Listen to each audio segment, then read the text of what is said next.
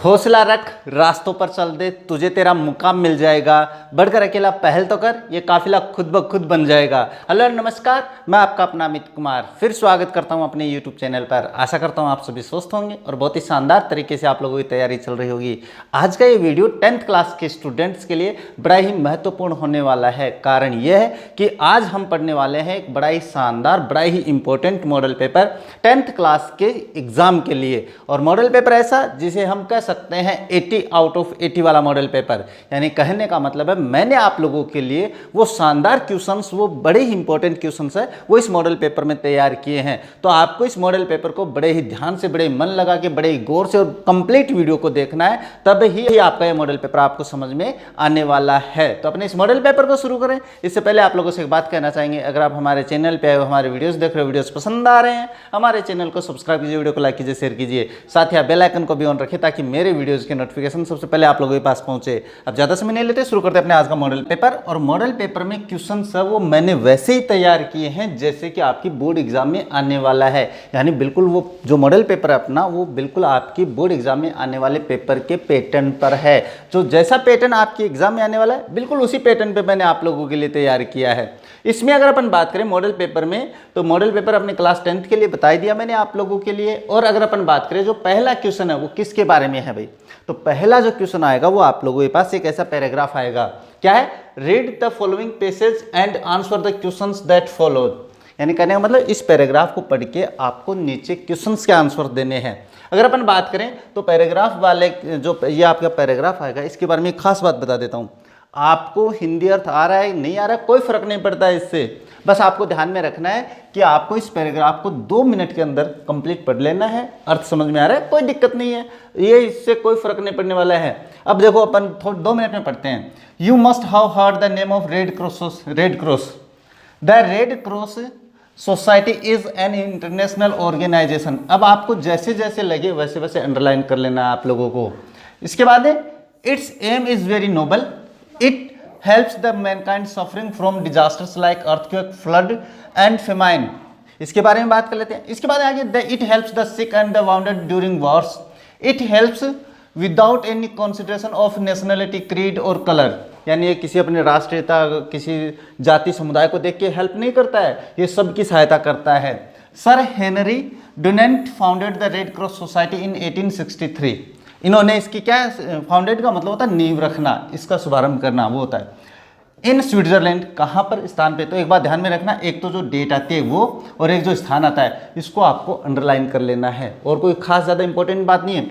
इन 1920, अगर 1920 की बात करें, इंडियन रेड क्रॉस सोसाइटी, तो ये अपने पास भारतीय रेड क्रॉस सोसाइटी है, वाज फॉर्म्ड, इसकी भी संरचना की गई, इसका भी अपने पास क्या आगाज किया गया। To inculcate the spirit of Red Cross is in students, Junior Red Cross was started। अगर अपन बात करें छात्रों में भी ये भावना पैदा करने के लिए एक अपने पास जूनियर रेड क्रॉस जो अपने सोसाइटी है उसका भी शुभारंभ किया गया। Students under 16 can be enrolled in junior Red cross JRC। JRC की फुल फॉर्म याद रखनी है, जूनियर रेड क्रॉस। इसके बाद द मोटो ऑफ JRC, यानी अगर अपन बात करें इसका उद्देश्य क्या था भाई, मोटो क्या था इसका, तो वो था आई सर्व। इसका मोटो जो था वो ये था, आई सर्व। आई सर्व का मतलब मैं सेवा करता हूं। इसके बाद में बात करें, its main objectives are health, service and friendship. अगर अपन इसकी बात करें, इसके मुख्य उद्देश्य क्या थे, तो इसका मुख्य उद्देश्य स्वास्थ्य है, सेवा है, इसके अलावा दोस्ती है, ये इसके मुख्य उद्देश्य थे। इसके बाद में बात करें, the teacher in the charge of JRC, यानी JRC का जिसके पास चार्ज होता था टीचर के पास, वो क्या है, इज कॉल्ड काउंसलर, उसको काउंसलर कहा जाता है। अब ये काउंसलर क्या होता है, ये होता है सलाहकार। क्या होता है भाई, ये सलाहकार होता है। इसके बाद में बात करें, the students as members of the Junior Red Cross. अगर अपन बात करें तो जो स्टूडेंट्स इस संगठन में यानी जूनियर रेड क्रॉस के सदस्य होते थे, work under the charge guidance of their counsellor, वो अपने काउंसलर सलाहकार के दिशा निर्देशों के अनुसार काम करते हैं। In the service of human beings, मानव सेवा करने में। Who need care and support, जिनको कि अपने पास देखभाल की आवश्यकता है, सपोर्ट सहायता की आवश्यकता है। तो ये आपका इस तरीके से आपको पैराग्राफ पढ़ लेना है। अब देखो आपको करना क्या है, इसके आंसर देने हैं। तो जो पहला पैराग्राफ आएगा इसमें आपके पास ऑब्जेक्टिव टाइप क्वेश्चंस होंगे भाई। जो पहला पैराग्राफ है उसमें ऑब्जेक्टिव टाइप क्वेश्चंस पूछे जाएंगे, यानी आपके पास केवल विकल्प वाले जो ऑप्शंस हैं, विकल्प वाले क्वेश्चन है वो पूछे जाएंगे। तो ये तो कोई ज़्यादा टफ भी नहीं है, ये तो आपका गलत भी नहीं होना चाहिए। ऑब्जेक्टिव टाइप में अगर अपन बात करें तो सबसे पहला क्वेश्चन दिया हुआ है, red Cross society is N. तो अभी देखो अपन ने पैराग्राफ पढ़ा है भाई, वापस पैराग्राफ पे नहीं चलते हैं, अपन सीधा आंसर करते हैं। रेड क्रॉस सोसाइटी क्या है? तो वो क्या है? राष्ट्रीय संगठन है? नहीं, राष्ट्रीय संगठन नहीं है। लोग ऑर्गेनाइजेशन? तो ये भी नहीं है भाई। वो क्या है? वो है इंटरनेशनल ऑर्गेनाइजेशन। आपको आंसर अपनी क्या है, पंक्ति से पंक्ति मिलानी और ऑब्जेक्टिव टाइप क्वेश्चंस कर देना, इतना ही तो करना है आप लोगों को। अब आप पता नहीं कहाँ कहाँ से अपना दिमाग लगा लेते हो, इतना दिमाग नहीं लगाना इसमें ऑब्जेक्टिव टाइप क्वेश्चंस में। दूसरा है, who founded the Red Cross society. अगर अपन बात करें रेड क्रॉस सोसाइटी की स्थापना किसने की, तो अभी आया था, वो आया था सर हेनरी डुनेंट ने, यानी सर हेनरी डुनेंट थे। इन्होंने अपने पास 1863 में, कब भाई? 1863 में इसकी स्थापना की थी। अगर अपन बात करें तो आगे वाला जो क्वेश्चन है वो यही है भाई, कब करी थी? When did red Cross society found, कब की गई भी इसकी स्थापना? तो वो अपने पास 1863 में की गई थी। तो ये तो 3 क्वेश्चन बहुत ही आसान है भाई पैराग्राफ में। आप पैराग्राफ पढ़ोगे तो बिल्कुल हो जाएगा रे, लेकिन आप दिमाग ही नहीं लगाओगे तो फिर क्वेश्चन तो गलत होने हैं। ऐसे नहीं करना है। और देखो पैराग्राफ अगर मैं पढ़ा रहा हूँ तो वही पैराग्राफ आएगा, इसकी नहीं है भाई बात। मैं कह रहा हूँ मैंने जो क्वेश्चंस तैयार किए हैं वो 100% आगे आने वाले जो क्वेश्चंस हैं उनकी बात कर रहा हूँ। पैराग्राफ तो देखो कुछ भी पूछा जा सकता है, ऐसी कोई बात नहीं है। अब देखो नेक्स्ट की अपने बात करें, नेक्स्ट जो क्वेश्चन है उनके बारे में, अगर अपन बात करें तो क्या है? वो है the teacher in charge of JRC। तो JRC का जो चार्जर होता है, जिस टीचर के पास होता है, उसे किस नाम से जाना जाता है? तो अंत में अपन ने पढ़ा था भाई, जिस टीचर के पास ये चार्ज होता है वो किस नाम से जाना जाता है? तो मैंने उसका हिंदी अर्थ भी बताया था, वो काउंसलर के नाम से जाना जाता है। जिसका अर्थ मैंने क्या बताया था भैया आप लोगों को? सलाहकार बताया था। सलाह देने वाला जो होता है वो आपके पास सलाहकार होता है, काउंसलर होता है। और इसी को अपन किसको कहते हैं? उस टीचर को कहते हैं जिसके पास JRC का चार्ज होता है। नेक्स्ट क्या है? नेक्स्ट देखो, find out the word from the passage which is similar to council, यानी उस शब्द को आपको क्या करना है? टिक करना है जो काउंसिल का समानार्थक है। सिमिलर वर्ड का मतलब क्या होता है? पर्यायवाची, जिसको अपन कहते हैं पर्यायवाची शब्द, या जिसको अपन समानार्थक शब्द कहते हैं, समानार्थक ये होता है भाई। अब समानार्थक शब्द की बात करें तो काउंसिल का मतलब होता है आप लोगों के पास सलाह देना, ये होता है इसका अर्थ। अब देखिए बात करें तो फ्रेंडशिप का मतलब क्या होता है? दोस्ती होता है। सोसाइटी का मतलब समाज होता है। तो और अगर अपन बात करें सपोर्ट का मतलब होता है सहारा, यानी किसी को साथ देना। और गाइडेंस का मतलब होता है दिशा निर्देश। तो दिशा निर्देश यानी गाइडेंस का मतलब किसी को ऐसे जानकारी देना, भाई तुम्हें ऐसे करना, वो होता है गाइडेंस। तो गाइडेंस जो शब्द है वो आपके पास इसका समानार्थक शब्द हो जाता है। तो मुझे नहीं लगता अभी इसमें कुछ और समझाने की आवश्यकता है। नेक्स्ट क्वेश्चन जो आएगा वो आएगा आपके पास 6 नंबर का, find out the word from the passage which is opposite to oppose. Oppose मतलब क्या होता है भाई? के विरुद्ध होता है। अपोज का मतलब के विरुद्ध। अब इसका क्या देखना आप लोगों को? इसका आपको ओपोजिट का मतलब क्या होता है? विलोम शब्द होता है। ओपोजिट मतलब विलोम शब्द। तो ये ध्यान में रखना, आपके पास एक सिमिलर आएगा और एक ओपोजिट आएगा। अब इसका मतलब किसी के विरुद्ध होता है। सर्विस का मतलब सेवा होता है। सपोर्ट का मतलब सहारा। फ्रेंडशिप मतलब दोस्ती। केयर मतलब परवाह करना। तो आपके पास इसमें क्या हो जाएगा? सपोर्ट हो जाएगा। सपोर्ट का मतलब होता है किसी को साथ देना, और अपोज का मतलब होता है के विरुद्ध। तो आपके पास ऑप्शन सपोर्ट यानी बी ऑप्शन आपका सही हो जाता है। यानी पैराग्राफ मेरा समझाने का मतलब ये है कि पैराग्राफ कोई भी हो, आपके पास ऐसे ऑब्जेक्टिव टाइप क्वेश्चन आने वाले हैं, उनको बड़े ध्यान से करना है। अब देखो बात करते हैं क्वेश्चन नंबर 2 के बारे में। अब जो क्वेश्चन नंबर 2 है इसके बारे में अगर अपन बात करें तो देखो पहले इसको आपको पढ़ना है, उसके बाद में अपन क्या करेंगे? इसके आंसर देंगे। अब इसमें जो क्वेश्चन आएंगे भाई, इसमें जो क्वेश्चन आएंगे वो आपको अपने क्या है? शो टाइप करने हैं भाई। करने का मतलब इसमें पैराग्राफ में से आपको छाट के करने हैं। अब मोस्टली क्या है कि बच्चे गलती कर देते हैं और पूरे पैराग्राफ भर देते हैं। ऐसे नहीं करना आप लोगों को। देखो पहले आपको ये पैराग्राफ पढ़ना है, इसके बाद इसके क्वेश्चंस पे चलते हैं। देखो पैराग्राफ क्या है? Childhood a time when there are few responsibilities to make life difficult. यानी कुछ कर्तव्य हैं अपने कहाँ पे, अपने रेस्पॉन्सिबिलिटीज है अपने चाइल्डहुड बचपन में, जिससे क्या है कि आपकी कठिनाई होती है। क्या है, if A child has good parents, ये ध्यान में रखना भाई, अगर एक बच्चे के अच्छे माता पिता होते हैं, बोलो तो मन तो टाइम लाग से अब। अगर एक बच्चे के अच्छे माता पिता होते हैं तो क्या होता है, ये क्वेश्चन भी आएगा भाई आगे। He is fed, looked after and loved, तो फिर क्या है, उसको भोजन खिलाया जाता है, उसके मतलब उसके खाने की व्यवस्था की जाती है। उसके बाद में लुक्ड आफ्टर का मतलब देखभाल की जाती है, उसके बाद में उससे प्यार किया जाता है। ये सारी बातें अच्छे माँ बाप होने पर ही मिलता है भाई। अगर माँ बाप ही अच्छे नहीं होंगे तो आपको कहाँ से मिलने वाला है। लेकिन माँ बाप सभी के अच्छे होते हैं, याद रखना। कैसे, तो मैं एक बात बता देता हूँ, सिंपल सी बात बताता हूँ। अगर आप अपने दोनों पैरों पे चल रहे हो सही सलामत, तो आपके माँ बाप को आपको धन्यवाद कहना चाहिए, ये ध्यान में रखना, अन्यथा आप अपने पैरों पे चलने लायक नहीं बचोगे। अगर आपको घमंड है इस बात का कि मैं कर सकता हूँ, तो आप एक सप्ताह भर अपने माता पिता के खर्चे पे चलना बंद कर दो, आपको अपनी औकात पता चल जाएगी। अब देखो बात करते हैं next, whatever he may do, जो भी वो कर सकता है, it is improbable that he will ever gain in his life be given so much without having to do anything in return. जिंदगी में बचपन के अलावा कोई समय ऐसा नहीं है, फिर कभी उसे ऐसा नहीं होने वाला है कि बिना कुछ दिए हुए उसे इतना प्यार, उतना भोजन, इतनी सारी व्यवस्था मिल सकती है, क्या फिर उसके जीवन में नहीं आने वाला है।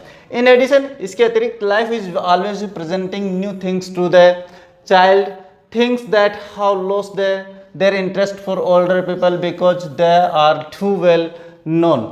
इसके बाद में क्या कह रहा है कि बच्चा है, इसके अतिरिक्त बात करें तो जीवन है उसके सामने प्रस्तुत कर रहा है भाई, क्या कि जो बुजुर्ग लोग हैं, जो बड़े लोग हैं, वो तो क्या है कि अपने पास उससे ऊब गए हैं जिंदगी से, लेकिन बच्चे को बड़ा आनंद आता है।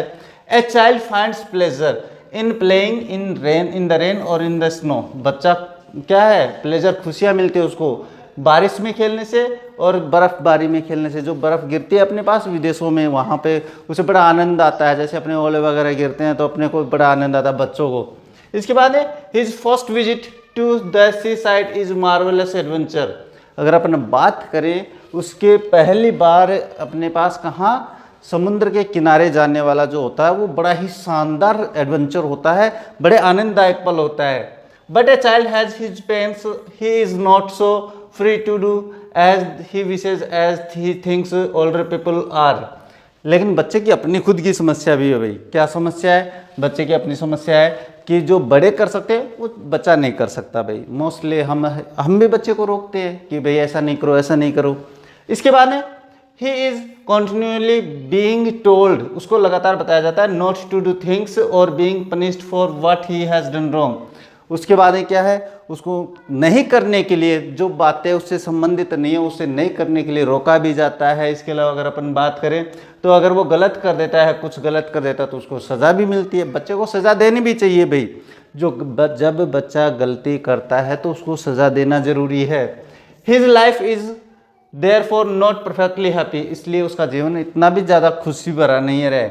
When the young man starts to earn his own living, जब यंग बच्चा बड़ा हो जाता है और वो अपनी कमाई, अपना भोजन के लिए, अपनी व्यवस्था के लिए कमाना शुरू कर देता है, he becomes free from the discipline of school and parents, फिर वो अपने अनुशासन से मुक्त हो जाता है, स्कूल के अनुशासन से और माता पिता के अनुशासन से।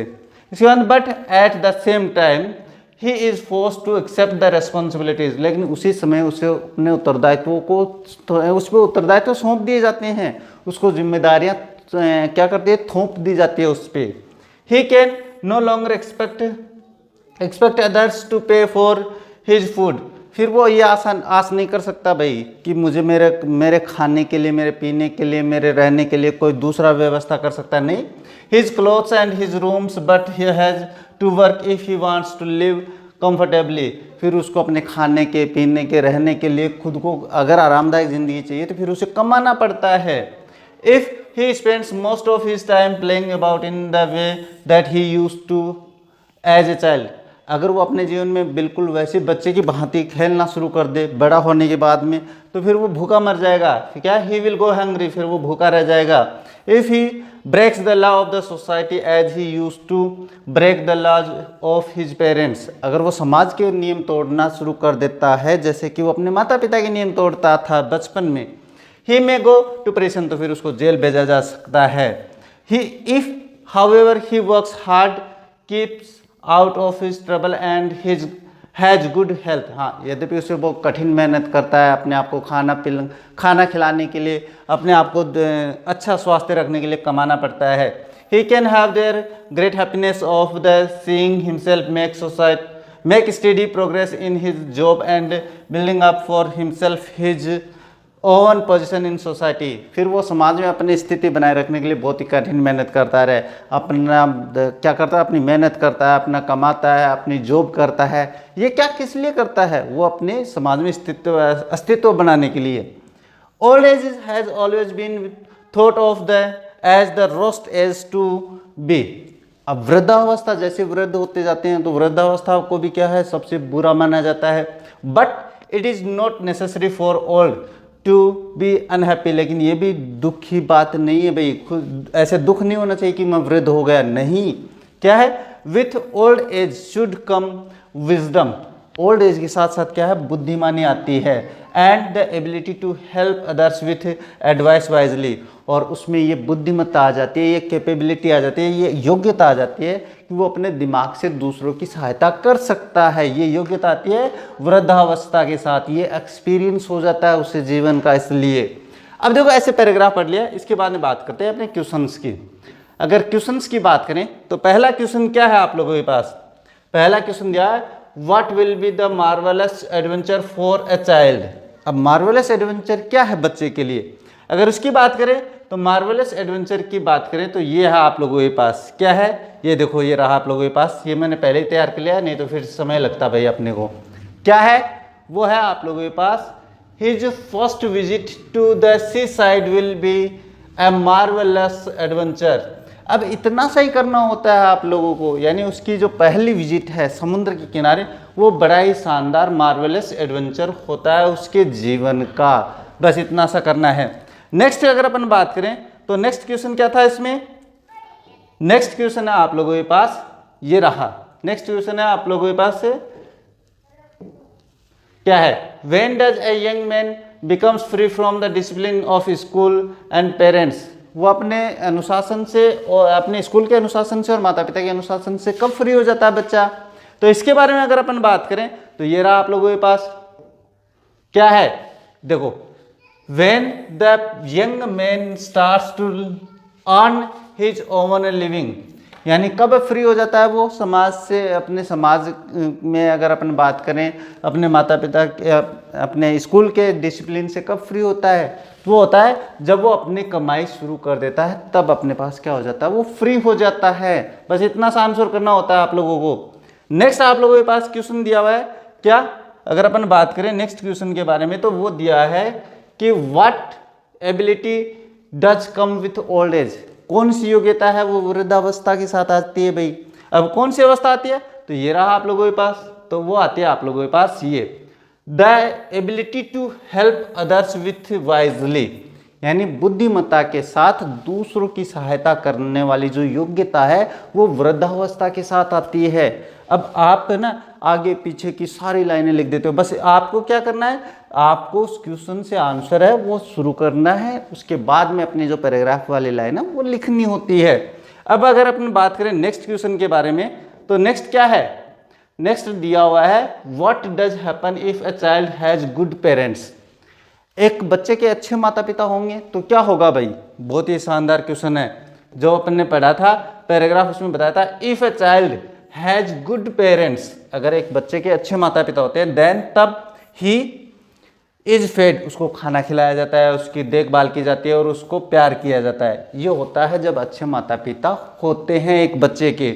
इसके बाद अगर अपन बात करें नेक्स्ट क्वेश्चन के बारे में तो नेक्स्ट क्वेश्चन क्या दिया हुआ है, नेक्स्ट है बस what pain a child has, एक बच्चे के क्या दुख दर्द हैं भाई। तो एक बच्चे के अगर अपन दुख दर्द की बात करें तो वो ये है the child has own pains, यानी कष्ट है, as he is not free he is not free as elder, वो उतना आज़ाद नहीं होता जितने कि बड़े होते हैं भाई। बड़ा बच्चा हो जाता है तो फिर वो आज़ाद हो जाता है। He is continuously told not to do things as he wishes, उसको जैसे जैसे वो लगातार है क्या करता है, ये मत कर, वो मत कर, ये मत कर, है ना। तो वो सारी बातें क्या होती है, जैसे उसकी इच्छा होती है उसको करने से उसको क्या है रोकते हैं। तो ये उसका क्या होता है, खुद का दर्द दुख दर्द होते हैं भाई, वो आज़ाद नहीं होता है।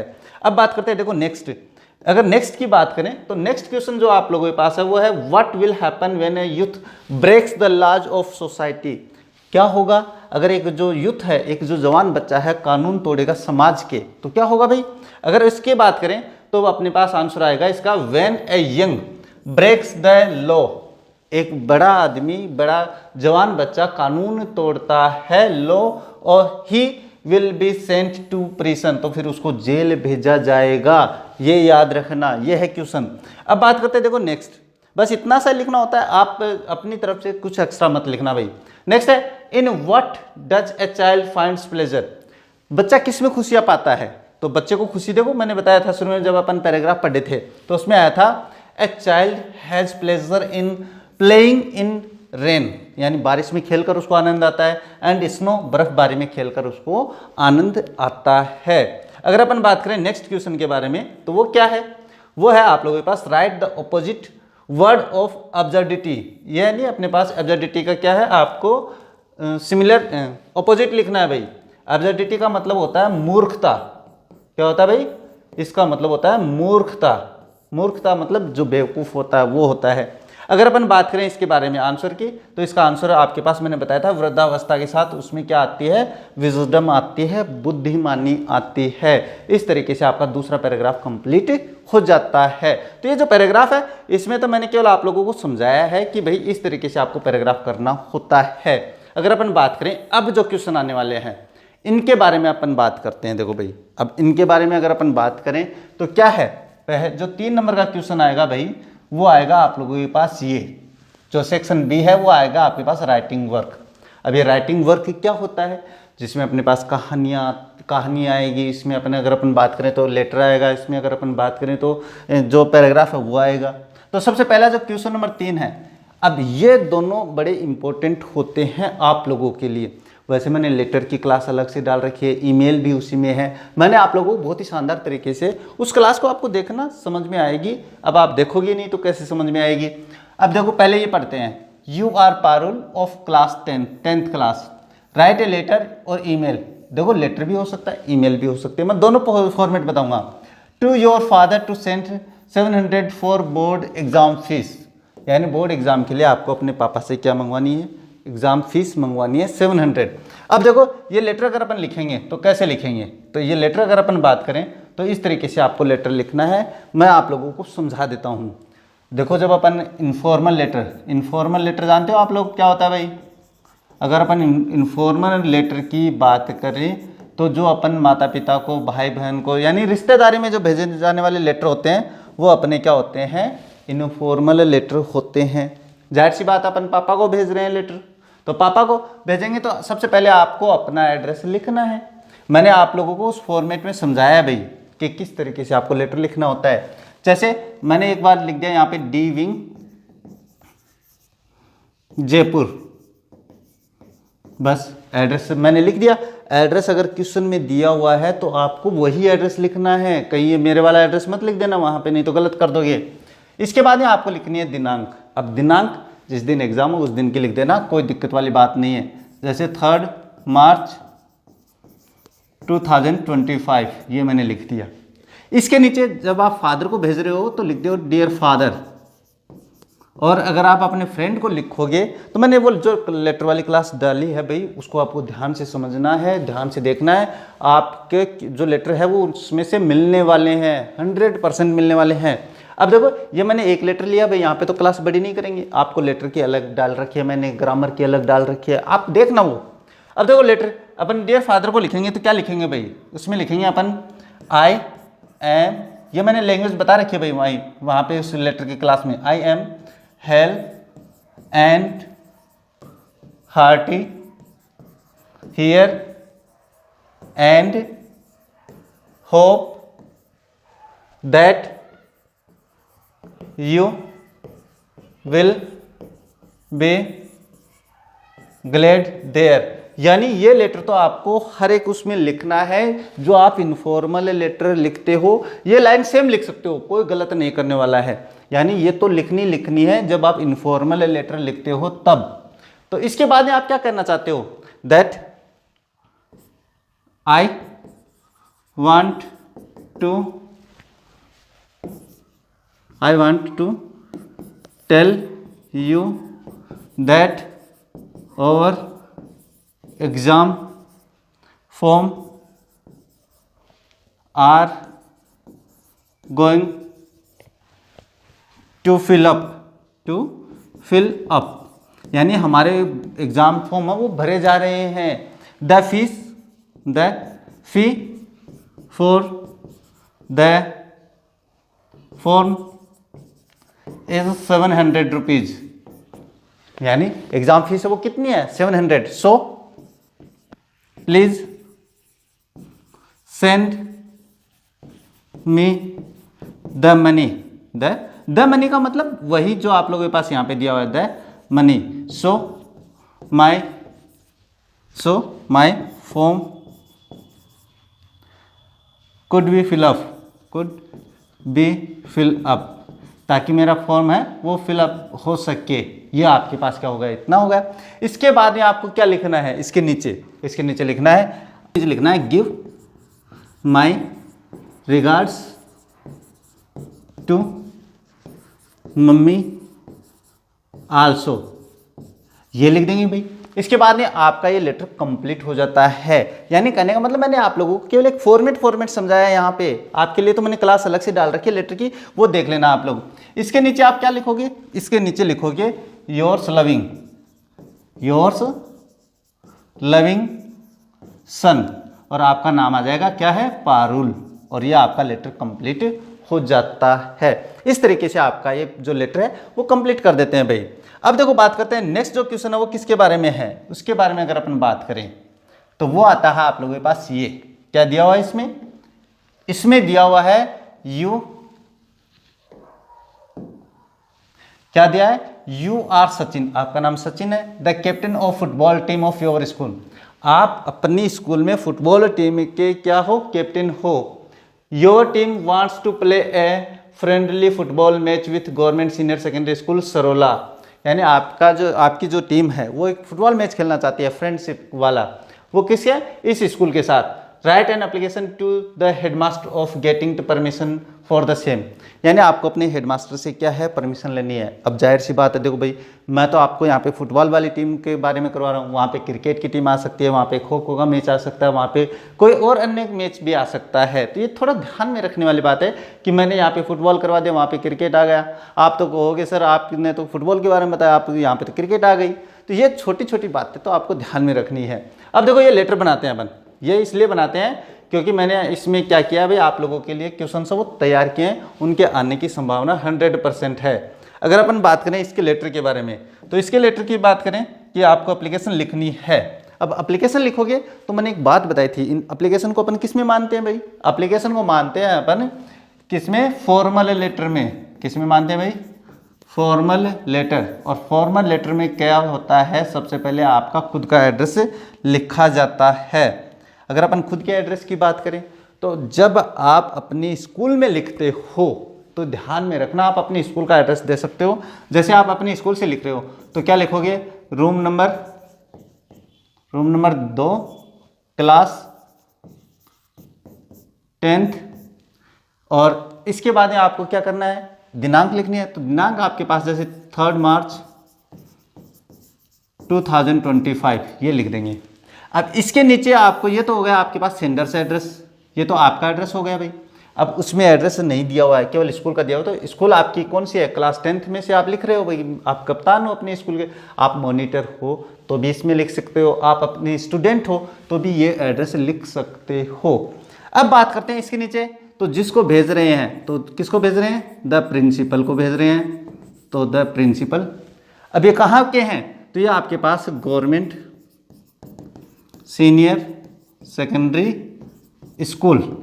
और ये स्कूल कहाँ पे है, ये बागोरियों की ढाणी में है, क्योंकि वो तो आपके पास क्या है, वो स्कूल है जिसके साथ आपको मैच खेलना है। तो ये तो आपके पास क्या होगा, ये अपने पास क्या होगा, आपकी स्कूल का आएगा भाई एड्रेस। इसके नीचे आपको लिखना है सब्जेक्ट। अब सब्जेक्ट में क्या लिखेंगे, सब्जेक्ट में लिखेंगे permission for friendly football match. बस इतना सा करना है आप लोगों को। अब इसके बाद आपको क्या लिखोगे, सैल्यूटेशन लिखते हो। मैंने अपनी क्लास में समझाया भाई, ध्यान से देखना। आप इसके बाद सैल्यूटेशन के बाद क्या लिखोगे, मोस्ट। अगर आप अपने टीचर को लिख रहे हो, प्रिंसिपल को, तो ये लाइन लिख सकते हो, कोई दिक्कत वाली बात नहीं है। रहे most respectfully I beg to say that I am Sumit, क्या नाम है आपका, Sachin. I am Sachin, the captain of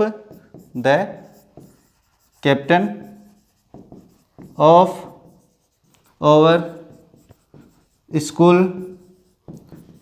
football team. अब ये इतना लिख दोगे भाई आप लोग, ये आप लिख दिए। इसके बाद आपको क्या करना है, इसके बाद आपको बताना है कि आप क्या चाहते हो। आई want to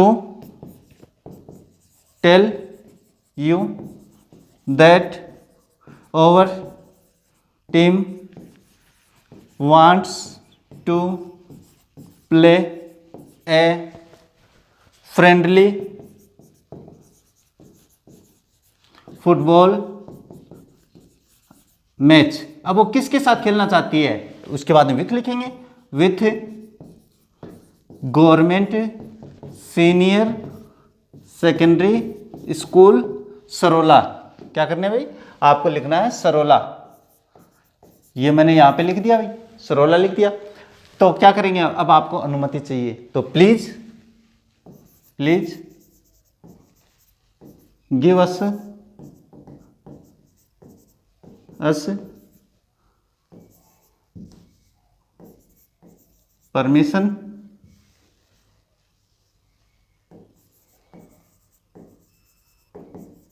permission for the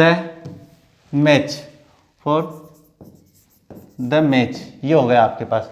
तो इतनी आपको अनुमति ले ली भाई। क्या लिखा है, देखो अपन ने लिखा है कि भाई हमारी टीम है वो फुटबॉल मैच खेलना चाहती है government senior secondary school Sarola. तो सरोला के साथ आप जो स्कूल है उसके साथ अपन क्या करना चाहते हैं, मैच खेलना चाहते हैं। Please give us permission for the match. तो हमें आप कृपया करके क्या है, इसकी अनुमति दे। इसके बाद में आपको क्या लिखना है, थैंकिंग यू। उसके बाद में योर्स फेथफुली, और इसके बाद में आपका नाम आ जाएगा सचिन। इसके नीचे आपको लिखना है कैप्टन, यानी आपका पद जो है वो लिख देंगे। इस तरीके से आपका ये लेटर भी कंप्लीट हो जाता है। यानी कहने का मतलब है आपको ये ध्यान में रखना है। एक लेटर का फॉर्मेट बताया बस मैंने तो कि इस तरीके से, और ये लेटर अब तैयार आने की संभावना 100% बनती है, इसलिए ध्यान में रखना। अब बात करें क्वेश्चन नंबर 4 क्या आएगा। क्वेश्चन नंबर 4 आएगा वो कहानी के बारे में आएगा भाई। किसके बारे में, वो किसके बारे में आएगा भाई, वो कहानी के बारे में आएगा। क्या है, right a story with the help of given lines about 80 words. यानी कहानियां वो 80 वर्ड्स में लिखनी है।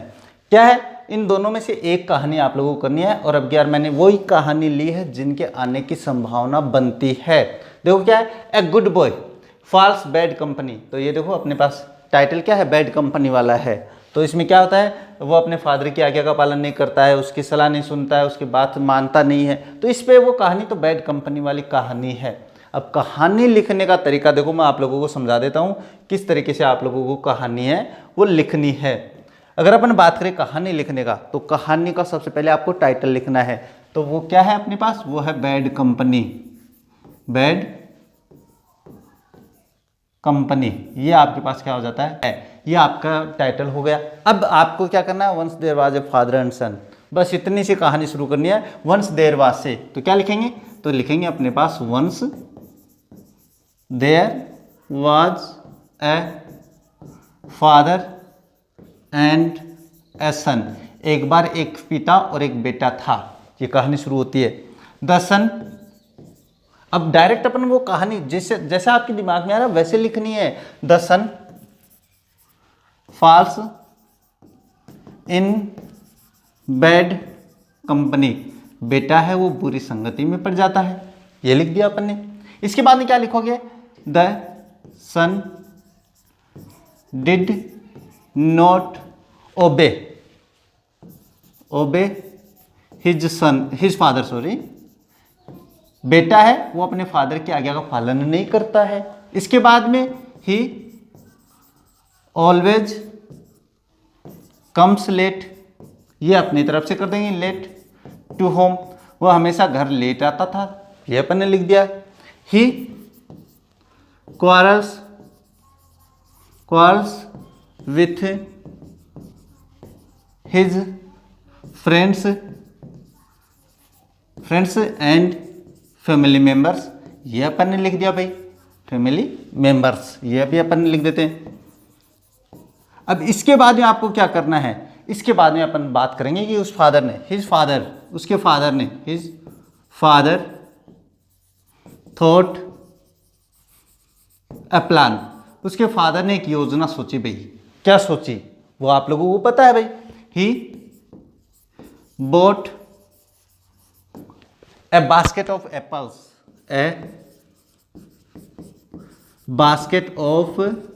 apples, उसने क्या है भाई अपने पास एक बास्केट है, टोकरी है, वो खरीदी भाई, सेबों की टोकरी है वो खरीदी उसने। He kept A rotten apple in it का मतलब उस बास्केट में, इन इट, उसने टोकरी में एक सड़ा हुआ सेब रखा। The next day all the apples rotten, अगली सुबह सारे सेब है वो सड़ गए। Then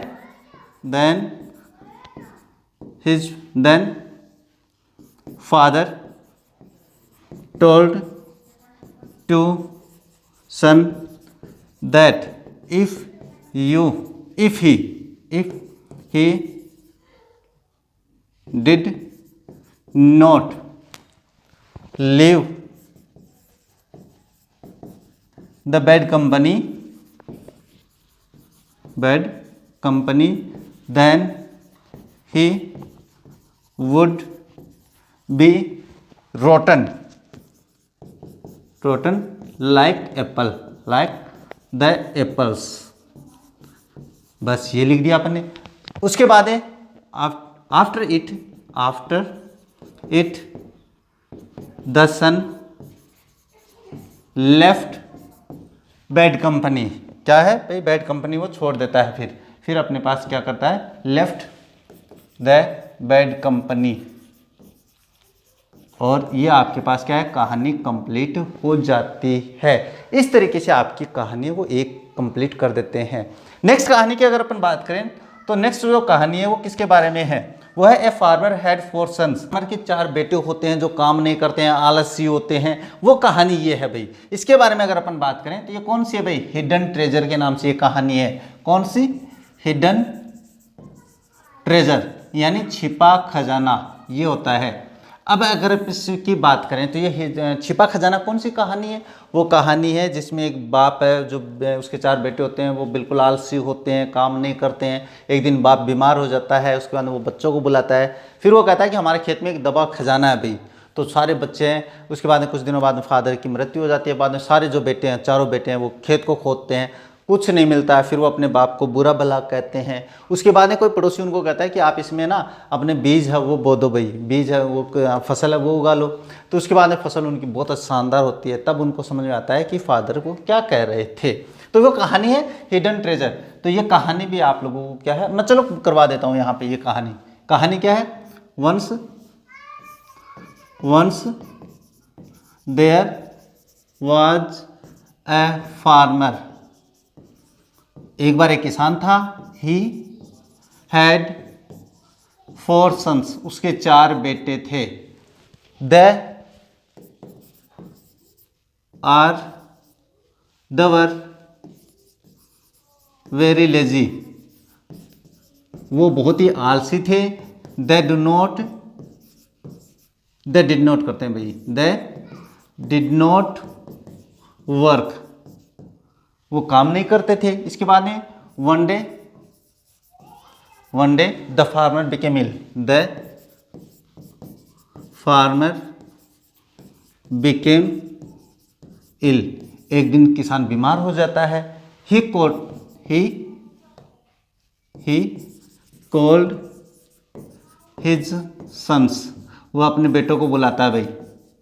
and told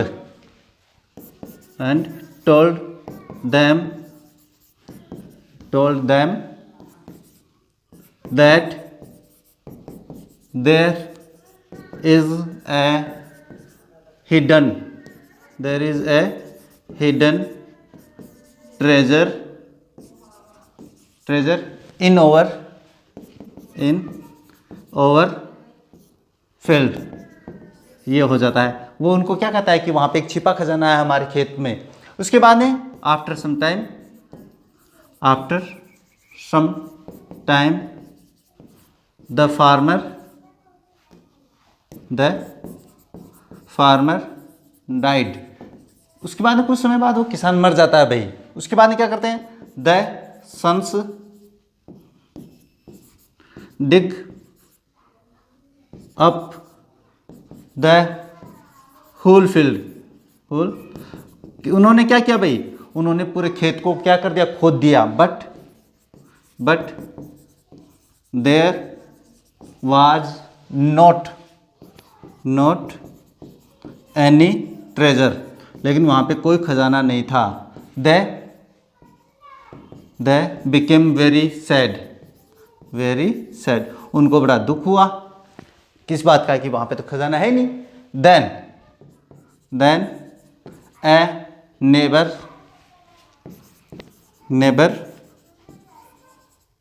told them to plant seeds, यानी कोई पड़ोसी उनको बीज बोने के लिए कह देता है। The crops was very good that year, उस साल फसल बहुत अच्छी हुई। द sons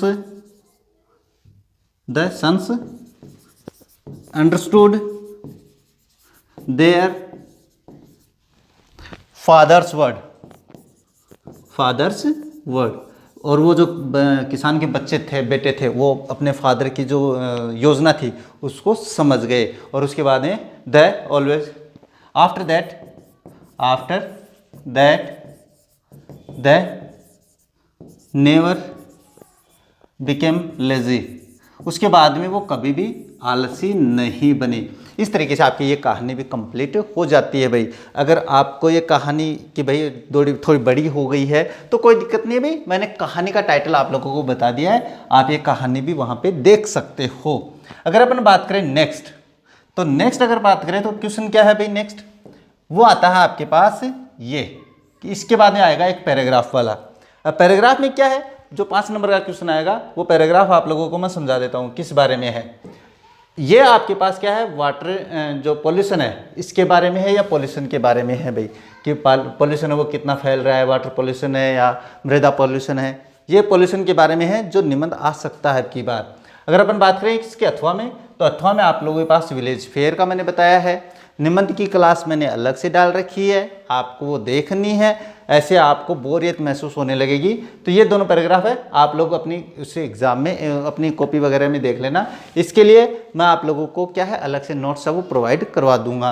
अब देखो बात करते हैं नेक्स्ट क्वेश्चन, ये आप लोग कर लेना भाई। जो सेक्शन सी है ये मैं आप लोगों को समझा देता हूँ। अब सेक्शन सी के बारे में बात करें तो सेक्शन सी है वो आपके पास क्या आएगा, ग्रामर पार्ट आएगा भाई। क्या आएगा, ग्रामर, ये ग्रामर आएगा इसमें। और ग्रामर की तो मैंने आप लोगों के लिए मॉडल पेपर की क्लास अलग से डाल रखी है भाई। अब जो मैंने ग्रामर की क्लास डाल रखी है वो आपको थोड़ा ध्यान में रखनी है। किस तरीके से, देखो पहला जो क्वेश्चन नंबर 6 आएगा वो किसके बारे में होगा भाई, अगर उसकी बात करें तो आप लोगों के पास ये क्वेश्चन जो आएगा वो आप लोगों के पास आएगा टेंस से संबंधित। क्या है भाई? ये टेंस से संबंधित है। क्वेश्चन क्या है?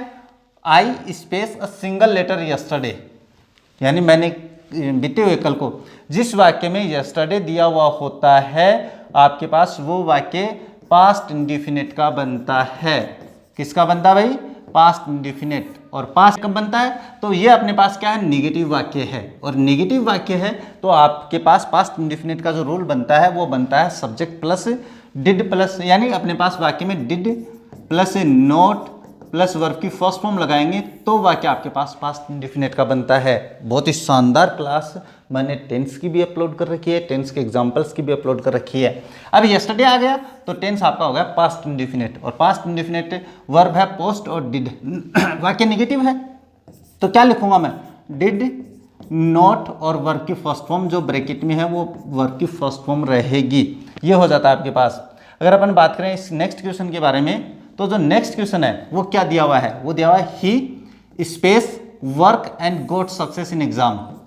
अब एक बात ध्यान में रखना, जब दो वर्ब आपके पास एंड से जुड़ी होती है और एंड के पहले या बाद में टेंस का जो दिया हुआ है वही आपको करना है, यानी कहने का मतलब है ये वर्ब की सेकंड फॉर्म है तो अगर आपके पास एंड के बाद में पास्ट इंडेफिनिट है तो एंड से पहले भी आपको पास्ट इंडेफिनिट का ही प्रयोग करना है। क्वेश्चन है, आपको समझना भी है भाई, ये ऐसा पूछ सकता है, इसीलिए मैंने एक पेपर है वो आप लोगों के लिए तैयार किया है।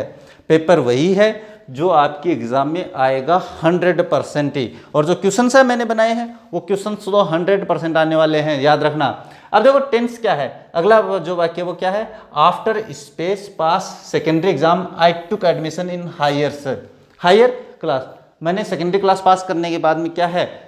हायर स्कूल में क्लास में मैंने एडमिशन लिया। अब समस्या आ जाती है कि इसमें वाक्य कौन सा करें, इसमें तो ये प्रीपोजिशन से शुरू हो रखा है और सब्जेक्ट भी नहीं है। तो एक बात ध्यान में रखना, अगर आपके पास कोई वाक्य प्रीपोजिशन से शुरू हो रखा है और प्रीपोजिशन के बाद में अगर वर्ब भरनी है तो वो आपके पास आईएनजी वाली फॉर्म में भरी जाएगी। आईएनजी वाली फॉर्म, इसका मतलब इसमें आपको आईएनजी जोड़ देना है और क्या हो जाएगा? वो हो जाएगा आपके पास पासिंग। ये आपके पास बस इतना ही करना है, याद रखना भाई। और अगर आपके पास यहाँ पे स्टॉप के बाद में भी वर्ब भरवानी हो डायरेक्ट, अगर आदेशात्मक वर्ब के बाद में, आदेशात्मक वाक्य के बाद में कोई वर्ब भरी जाती है तो वो हमेशा वर्ब की फर्स्ट फॉर्म प्लस आईएनजी वाली फॉर्म में ही भरी जाती है, याद रखना आप लोग। नेक्स्ट क्वेश्चन है 4 नंबर, यानी आपके 6 नंबर के क्वेश्चन में 4 क्वेश्चंस आने वाले हैं टेंस के। नेक्स्ट है स्टॉप प्लेइंग हियर, यहाँ पे खेलना बंद करो भाई। आदेशात्मक है ये, क्या है भाई? ये आदेशात्मक वाक्य से शुरू हो रखा है। तो आदेशात्मक, अगर कोई भी वाक्य आदेशात्मक वर्ब या वाक्य से शुरू होता है तो उसके बाद में हमेशा प्रेजेंट कॉन्टिन्यूअस टेंस, कौन से टेंस का भाई? प्रेजेंट कॉन्टिन्यूअस टेंस का प्रयोग होता है। और प्रेजेंट कॉन्टिन्यूअस टेंस कब बनता है? वो बनता है is, am, are plus verb की फर्स्ट फॉर्म प्लस आईएनजी। अब आप कहोगे सर क्या ये प्रेजेंट कॉन्टिन्यूअस है? नहीं, ये प्रेजेंट कॉन्टिन्यूअस नहीं है, क्योंकि प्रेजेंट कॉन्टिन्यूअस होने के लिए आपके पास इज, एम, आर जो होना जरूरी है। अब यहाँ पे द गार्डनर है, एक वचन है तो हो जाएगा इज और वर्ब की फर्स्ट फॉर्म क्लीन और इसमें हो जाएगा क्लीनिंग। ये आपके पास आंसर हो जाता है इसका। तो ये 4 क्वेश्चन टेंस वाले हो गए। नेक्स्ट आता है जो क्वेश्चन नंबर 7 है वो किसके बारे में? Rewrite the following sentences changing into the indirect speech. Indirect speech की भी क्लास मैंने अपलोड कर रखी है, लेकिन देखना जरूरी है। आप देखोगे नहीं तो कहाँ से सीखोगे, तो वो थोड़ा ध्यान में रखना। देखो इनडायरेक्ट यहाँ पे बनाते हैं। पहले क्या है? द मेड सर्वेंट सेड, नौकरानी ने कहा, alas I have lost my bag, उसने कहा मैंने अपना बैग खो दिया। अब देखो जब आपके पास ये आश्चर्यजनक वाक्य होता है, कौन सा है? आश्चर्यजनक। जब आपके पास आश्चर्यजनक वाक्य होता है तब आपको सैड को बदलना होता है, चाहे इसके बाद में ऑब्जेक्ट हो चाहे नहीं हो। क्या है? The maid servant. अब अलास वाला है तो अगर आपके पास आश्चर्यजनक वाक्य है, क्या है भाई? आश्चर्यजनक वाक्य है और वो दुख के भाव पैदा हो रहे हैं। कौन से भाई? दुख के भाव। तो सैड टू को एक्सक्लेम्ड, क्या करोगे भाई? एक्सक्लेम्ड विथ सोरो करोगे, एक्सक्लेम्ड विथ सोरो या रिग्रेटेड विथ सोरो, जो आपके दिमाग में आ रहा है वो कर लेना। रिग्रेटेड विथ सोरो ये कर देंगे। तो देखो मैं बनाता हूं यहां पे, the maid servant exclaimed with सोरो, ये लिख दिया मैंने। इसके बाद में ये जो एक्स्ट्रा वर्ड होते हैं, कंजक्शन आपके पास वही लगेगा जो सिंपल सेंटेंस में होता है, वो दैट कंजक्शन लगा दिया। एक्स्ट्रा वर्ड जो अलास होते हैं उनको अपन छोड़ देते हैं। आई फर्स्ट पर्सन आरवी के सब्जेक्ट के अनुसार तो हो जाएगा सी। मेड सर्वेंट तो लिखेंगे नहीं, इसकी जगह सी प्रोनाउन काम में लेते हैं। उसके बाद में टेंस परिवर्तन होगा, क्यों? क्योंकि आरवी आपके पास पास्ट में है, तो ये हो जाएगा हैड लोस्ट। और ये माई है, माई पजेसिव फर्स्ट है, तो इसको भी आपको किसके पजेसिव फर्स्ट पर्सन आरवी के सब्जेक्ट के अनुसार सी के लिए, तो सी का हो जाएगा हर बैग, और वाक्य हो जाएगा आपके पास कंप्लीट। इस तरीके से आपका ये वाक्य भी कंप्लीट हो जाता है। नेक्स्ट आप लोगों के पास ये क्या है? He said to them why did you laugh at me, उसने उनसे कहा तुम मुझ पे क्यों हंसे। अब देखो ये बनाते हैं, तो सबसे पहले एक बात ध्यान में रखना, जब डायरेक्ट से इनडायरेक्ट बनाते हैं तो आपके पास आरवी को बदला जाता है, और आरवी क्या होती है? सैड टू सेज टू वो होती है भाई। तो इसको अपन किसके अनुसार बदलेंगे? इसको बदलेंगे अपन आरएस के वाक्य के अनुसार।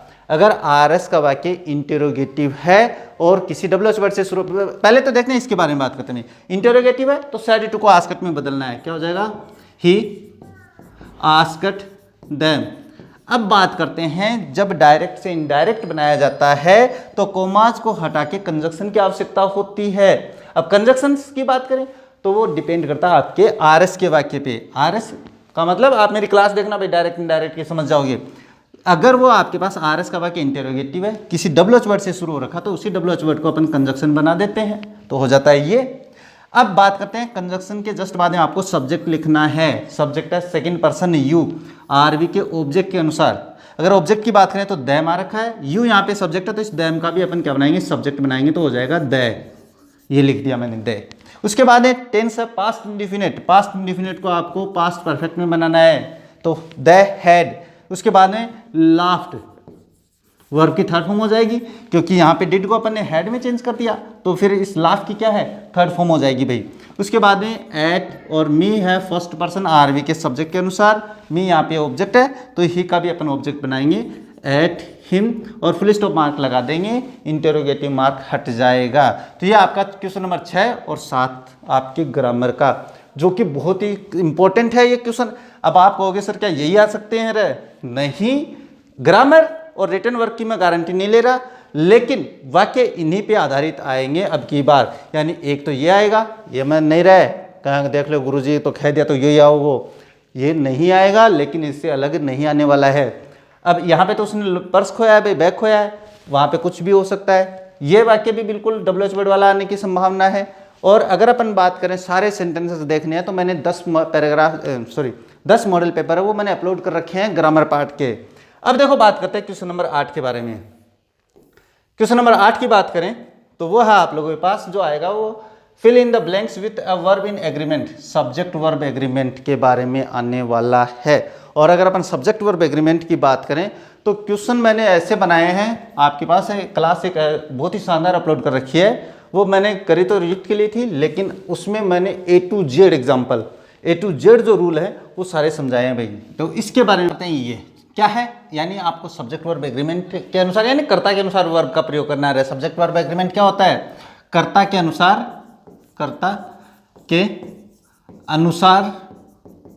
वर्ब का प्रयोग। अगर आपको नहीं समझ में आया है इस तरीके से, तो आप है ना मेरी वो क्लास देखना, आपको सारा कुछ समझ में आ जाएगा, A to Z समझ में आने वाला है। अब देखो बात करते हैं हरी बिसाइड्स हिज सिस्टर्स।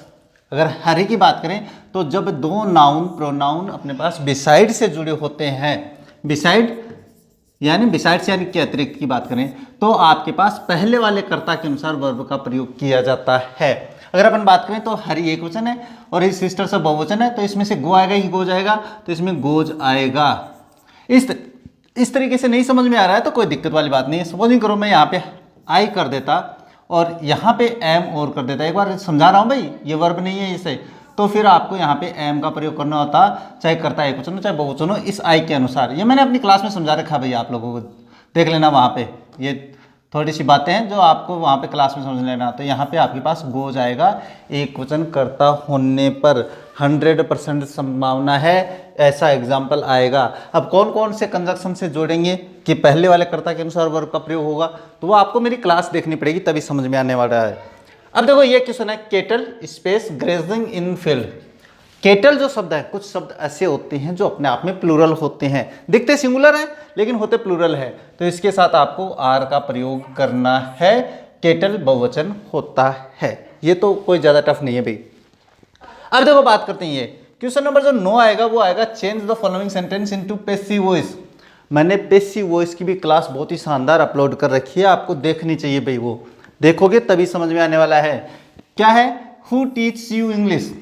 अब ये एग्जाम्पल मैं आपको एक ही तरीके से बताऊंगा, इसको आप 4 तरीके से बना सकते हो, आपको वो क्लास देखनी पड़ेगी तभी समझ में आने वाला है।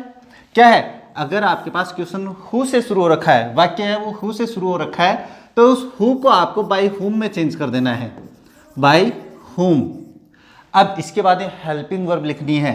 हेल्पिंग वर्ब क्या है? इसमें है नहीं, टीच आ रखी है, तो प्रेजेंट इंडिफिनिट का है ये। प्रेजेंट इंडिफिनिट का जब पैसिव वॉइस बना जाता है तो उसमें अपने पास हेल्पिंग वर्ब होती है इज, एम, आर, ये होती है।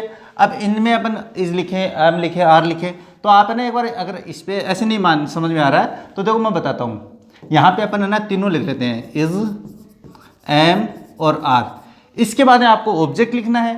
अब ऑब्जेक्ट लिखेंगे अपन, तो ऑब्जेक्ट देखो इसमें यू भी है और इंग्लिश भी है, तभी तो बता रहा हूँ ना, इसके दोनों प्रकार है, 4 प्रकार से बनता है। वैसे तो आप उस क्लास में देख लेना। मैं एक बार यू लेता हूँ यहाँ पे, ये मान के चलो मैंने यू लिया, तो इसका मतलब यू बहुवचन है, तो ये भी नहीं आएगा, ये भी नहीं आएगा, तो फिर क्या हो जाएगा? बाय हुम आर यू, ये आपके पास हेल्पिंग वर्ब आ जाएगी। उसके बाद में वर्ब की थर्ड फॉर्म लिखनी है, तो वर्ब की थर्ड फॉर्म होती है टोट। टीच की थर्ड फॉर्म क्या होती है? टोट होती है, तो ये हो जाएगा आपके पास। इसके बाद में जो ऑब्जेक्ट बच गया है, जो शब्द बच गए हैं, वो अपन पहले लिख देंगे, ये लिख दिया मैंने, और इंटरोगेटिव मार्क लग जाएगा और वाक्य हो जाएगा कंप्लीट। अब आप कहोगे सर मैं यहाँ पे इंग्लिश ले लेता, इंग्लिश मैंने इंग्लिश लिख दिया यहाँ पे, तो इंग्लिश भी लिख, वर्ब तो यही रहेगी, बस अपन ने क्या है इंग्लिश यहाँ पे ले लिया, तो इंग्लिश है वो एक वचन हो जाती है, तो इसके साथ ये नहीं आकर फिर ये आएगा, इज आएगी। और यहाँ पे जब आप लिखोगे, तो जब अपन डायरेक्ट ऑब्जेक्ट से पैसिव वॉइस बनाते हैं, इनडायरेक्ट ऑब्जेक्ट को लिखते हैं, तो टू या फोर का प्रयोग उससे पहले किया जाता है, जो मैंने यहाँ पे कर दिया है। नेक्स्ट आएगा ये एग्जाम्पल, पक्के अब यार यही आने वाले हैं, 100% गारंटेड है। Please switch off the fan.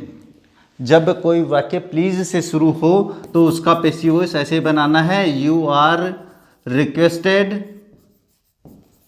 To switch, ये प्लीज शब्द है वो छोड़ देंगे भाई, स्विच ऑफ द फैन, और आपके पास जो वाक्य है वो कंप्लीट हो जाता है पैसिव वॉइस का। अगर आपको क्लास देखनी है, क्लास में मैंने बहुत ही शानदार तरीके से समझाई रहे, मैंने कंपटीशन लेवल के बारे में समझाया है, ये तो बहुत ही छोटी सी बात है। क्वेश्चन नंबर 10 की बात करें तो वो आएगा आपके पास फ्रेम एंड टेक क्वेश्चन के बारे में। पहला एक वाक्य आएगा जो फ्रेमिंग करना है, यानी क्वेश्चन का निर्माण करना है, दूसरा आएगा उसका टेक क्वेश्चन बनाना है। अब ये टेक क्वेश्चन क्या होते हैं इसके बारे में बात करते हैं, पहले फ्रेम करते हैं भाई। अब फ्रेम क्वेश्चन करेंगे वो आपको हु से बनाना है। अब हु से बनाते हैं तो एक बात ध्यान में रखना, जब आप क्वेश्चन का निर्माण हु से करते हो तो जो सेंटेंस दिया हुआ है उसका कर्ता छोड़ दो, बाकी ऐसा कैसा लिख दो, कुछ चेंज ही नहीं करना है हु से। तो देखो who broke this beautiful cup yesterday, ये देख लो मैंने केवल, यानी कहने का मतलब है कि अगर आपके पास हु से शुरू करना है क्वेश्चन तो वाक्य का आपको सब्जेक्ट छोड़ना है। फ्रेमिंग क्वेश्चन 15 मिनट की क्लास में समझाया मैंने, तो ये तो अब आप समझोगे नहीं, आप क्लास बड़ी होती है, वैसे क्या हो जाता है आप लोगों को लगता है कि भाई अपने पास क्या बोर हो जाते हैं, तो कोई नहीं, गाना सुनाना है, आप लोगों को गाना सुनाते हैं। देखो अब क्या है कि कभी कभी थोड़ा बीच में गाना भी गा लेना चाहिए रहे, कौन सा, मुझे तो बड़े अच्छे मुझे गाने बड़े आते हैं, लेकिन अभी टाइम नहीं है, पहले एक बार ये सोलो करते हैं उसके बाद में समझाते हैं। देखो ही नेवर स्पीक्स लाई, वह कभी झूठ नहीं बोलता है।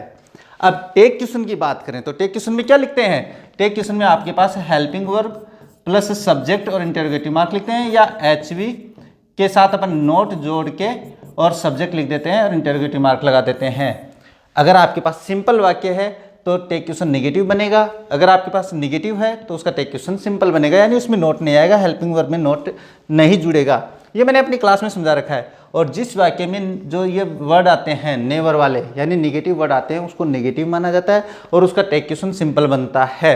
और अगर आपके पास टेक क्वेश्चन सिंपल बनाना है तो आपके पास helping verb plus subject, helping verb भी नहीं है। अब इसमें हेल्पिंग वर्ब नहीं है तो दो ही वाक्य ऐसे हैं जहां पे आपके पास हेल्पिंग वर्ब नहीं आने वाली है। कौन कौन से? प्रेजेंट इंडेफिनिट का सिंपल वाक्य और पास्ट इंडेफिनिट का सिंपल वाक्य। तो ये प्रेजेंट इंडेफिनिट है, कर्ता आपके पास थर्ड पर्सन है तो डज ही हो जाएगा। ये मैंने अपने टेक क्वेश्चन की क्लास में समझाया है, आप लोगों को बड़े ही शान से, बड़ी ऐसे सरल तरीके से समझा रखा है। आप क्लास तो देखा करो। अब देखो बात करते हैं क्वेश्चन नंबर नेक्स्ट की, यानी जो सेक्शन डी है वो शुरू हो जाता है। अब सेक्शन डी के बारे में बात करें, यानी ग्रामर पार्ट आपके 6 से लेकर 10 तक क्वेश्चन है, वहीं पे आता है। क्वेश्चन नंबर जो 11 है वो किसके बारे में आएगा? वो एक पैराग्राफ आएगा, आपकी बुक से आएगा ये। इसमें 2 पैराग्राफ आने हैं और इसके बाद में इसके क्वेश्चन है वो ऑब्जेक्टिव टाइप है और आपके पास लिखित है।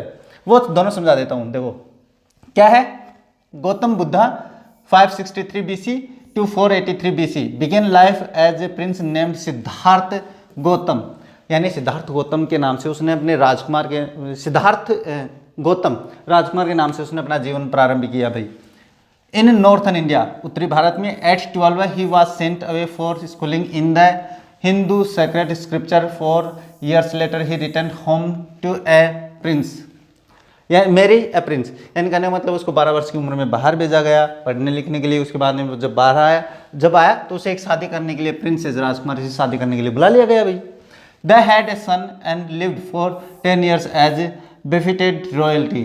befitted royalty का मतलब जो अपने पास चिरकालिक, जिसको अपन कहते हैं जिसका कोई अंत नहीं होता, ऐसे शान शौकत वाली रॉयल्टी में रहे भाई। At about the age of 25, जब 25 वर्ष की उम्र में पहुंचा, the Prince heretofore shielded from the sufferings of the world while out hunting, chanced upon a sick man, then a aged man, then a furnished procession, and finally a monk begging for alms. These sights so moved him that at once went out into the world of the seek enlightenment concerning the sorrows of he has witnessed, यानी जो दुख दर्द उसने देखे उनके समाधान के लिए वो रोज प्रकाश की खोज में चला जाता भाई। He wandered for 7 years and finally sat down under a peepal tree where he vowed to stay until enlightenment came। वो बाद में शपथ लेता है कि मैं यहाँ तब तक बैठूंगा जब तक कि मुझे प्रकाश की या ज्ञान की प्राप्ति नहीं हो जाती है। Enlightened after 7 days, 7 दिन के बाद में उसे प्रकाश की प्राप्ति हुई, ज्ञान की प्राप्ति हुई। He renamed the tree बुद्धि ट्री, उसने उस वृक्ष का नाम बुद्धि ट्री रखा भाई। क्या? द ट्री ऑफ विजडम, यानी बुद्धिमानी का या बुद्धि का वृक्ष। And began to teach and share his new understandings, और वो अपनी सोच समझ अपने ज्ञान को आगे समझाने लग गया, ज्ञान देने लग गया भाई। क्वेश्चन है, prince Siddhartha had, prince Siddhartha के था भाई, क्या था? A son and a daughter, two sons and 2 daughters, नहीं, उसके पास एक ही बेटा था भाई। द हैड ए सन, उनके एक बेटा था, तो आपका ऑप्शन हो जाएगा ये। नेक्स्ट जो है वो क्या है आपके पास, वो दिया हुआ है ये, when was Siddhartha sent to school, Siddhartha को स्कूल कब भेजा गया भाई? एट द एज ऑफ 12, 12 वर्ष की उम्र में ये हो जाता है। ये भी देखा भाई, इसमें समझाने की आवश्यकता नहीं है। How many years did they live as befitted royalty, वो कितने वर्षों तक अपने पास रॉयल्टी रहते हैं। तो इसके बारे में बात करें तो ये देखो, ये रहा आपके पास बिल्कुल 10 ईयर्स, ये रहा आपके पास है क्या भाई?